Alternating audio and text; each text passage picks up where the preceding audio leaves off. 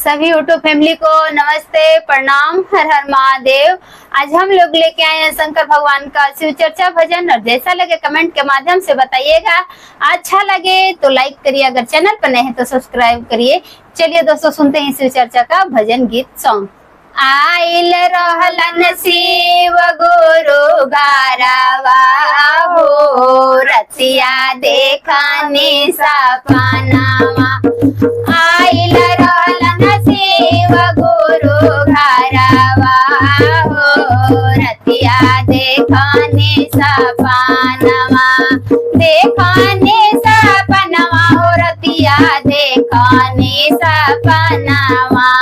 देखनी सपनावा हो, रतिया देखनी सपनावा। गौरा संगे दोई गोलालनावा हो, रतिया देखनी सपनावा। गौरा संगमा दोई गोलालनावा हो, रतिया देखनी सपनावा। तीरा सुलटा मरुआ चंदा माथे सजावला। तीरा सुलटा मरुआ चंदा माथे सजावला। गारवा में नागवा के माला लटकवले। गारवा में नागवा के माला लटकवले। भस्मी रमावले बादनवा हो, रतिया देखनी सपनावा। भस्मी रमावले बादनवा हो, रतिया देखनी सपनावा। देखनी सपनावा हो, रतिया देखनी सपनावा। देखनी सपनावा हो, रतिया देखनी सपनावा। आइल रहलन शिव गुरु घरवा हो, रतिया देखनी सपनावा। आइल रहलन शिव गुरु घरवा हो, रतिया देखनी सपनावा। कही मुस्काई हमरो ध्यान तू लगाव। कहले मुस्काई हमरो ध्यान तू लगाव।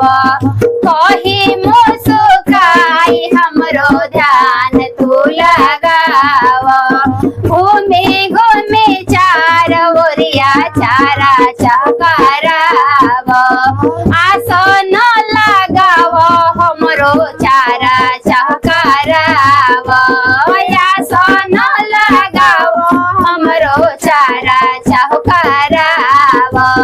परल रही अनधन सोनावा हो, रतिया देखनी सपनावा।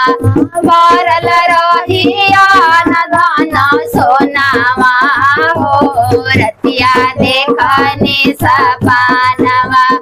आइल रहले शिव गुरु घरवा हो, रतिया देखनी सपनावा। आइल रहले शिव गुरु घरवा हो, रतिया देखनी सपनावा। कहलन के शिष्या तोहर दुख हम जननी। कहलन के शिष्या तोहर दुख हम जननी। दुख हम जननी हो, दुख हम जननी। दुख हम जननी हो, दुख हम जननी। बाजिनी के ताना सुने भैलू परेशानी। बाजिनी के ताना सुने भैल परेशानी।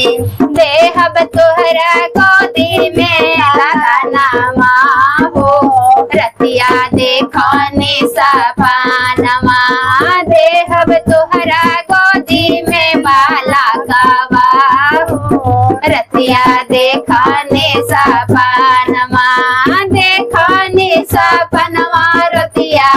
देखनी सपनवा देखनी सपनवा हो रतिया